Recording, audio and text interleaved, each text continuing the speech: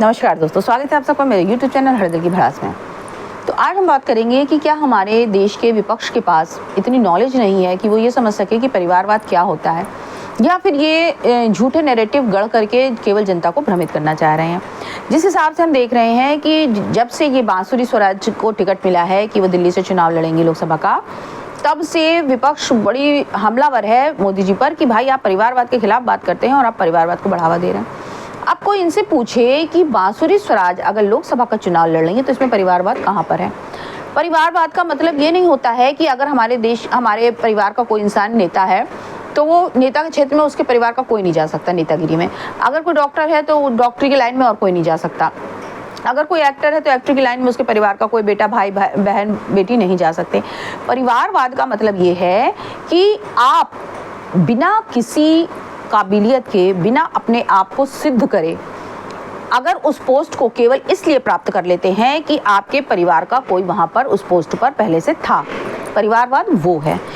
अब जैसे कि लालू यादव अगर जेल जाते हैं तो अपनी अंगूठा छाप बीवी को, जिसे भाषण देना, राजनीति से रिलेटेड निर्णय लेना, स्टेट को संभालने की काबिलियत रखना, ये सब सारी सेकेंडरी चीज़ें हो गई। जिस बंदी को कलम पकड़ना नहीं आता है, मुंह खोलना नहीं आता है, उसको आपने बिना किसी काबिलियत के, बिना किसी कहना चाहिए अनुभव के, बिना किसी भी काबिलियत के बिना अपने आप को सिद्ध करे उन्हें मुख्यमंत्री का पद दे दिया गया।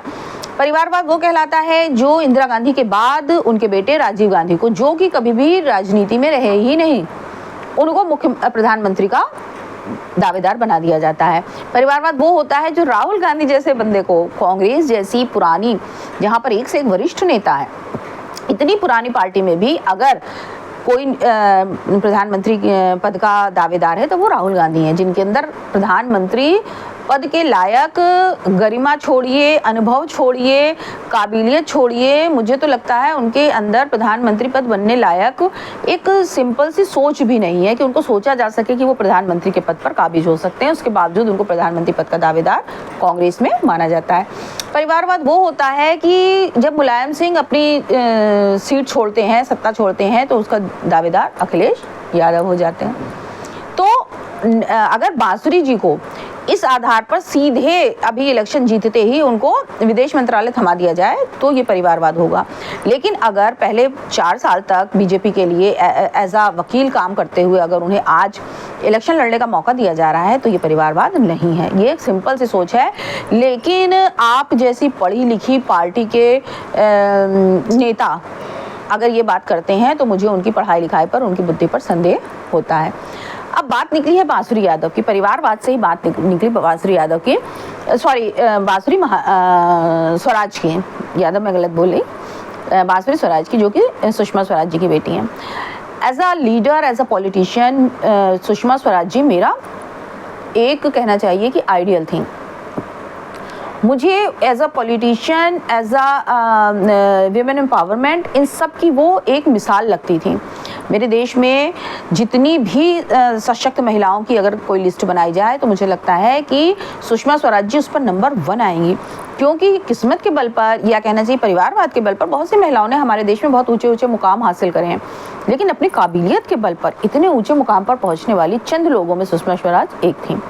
उनकी बेटी अगर है तो डेफिनेटली उसके अंदर सुषमा जी के गुण तो आए होंगे, जीन्स तो वही है उनका है।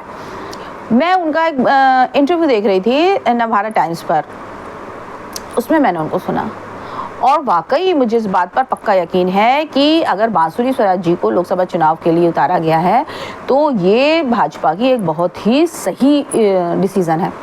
बांसुरी डिज़र्व करती हैं कि वो पॉलिटिक्स में आए और वो भाजपा की एक सफल नेत्री साबित हो। उनकी भाषा शैली, उनका बोलने का ढंग, उनका डिक्शन, इवन उनकी भाषा पे पकड़ बिल्कुल सुषमा स्वराज जी जैसी है। आंखें बंद करके अगर आप उन्हें सुनिए तो लगता ही नहीं है कि हम किसी और को सुन रहे हैं। बिल्कुल मुझे लग रहा था मैं सुषमा जी को सुन रही हूँ। अगर आज की डेट में मुझसे कोई कहे कि भाई आप बांसुरी में या सुषमा जी में क्या डिफरेंस पाती हैं, तो एक सुषमा जी की प्रशंसक होने के नाते मैं सिर्फ ये कहूँगी कि मैं सुषमा जी और बांसुरी जी में सिर्फ इतना अंतर पाती हूँ कि मेरी नज़रों को सुषमा जी ज़्यादा खूबसूरत लगती थी। सुषमा जी खूबसूरत बहुत थी, लेकिन अगर तथ्यों पे बात करें, अगर हम इंटेलिजेंस पे बात करें, अगर हम उनके भाषण पे, उनके बोलने के ढंग पे, उनके शैली पे, उनके डिक्शन पे बात करें, तो बांसुरी जी और सुषमा जी में कोई भी अंतर मुझे नहीं मिलेगा कि बांसुरी जी सुषमा जी से किसी भी तरह से अलग हैं। इसलिए जो लोग बांसुरी जी के खिलाफ बात कर रहे हैं, शायद वो बांसुरी जी को दिल्ली से चुनाव लड़ने पर उनको कितने सारे कहना चाहिए कि चैलेंजेस का सामना करना पड़ेगा, इससे डर रहे हैं। वरना बांसुरी जी जो है वो एक बहुत ही सफल नेत्री साबित होंगी, ऐसा मुझे उनका वो इंटरव्यू सुन करके लगा।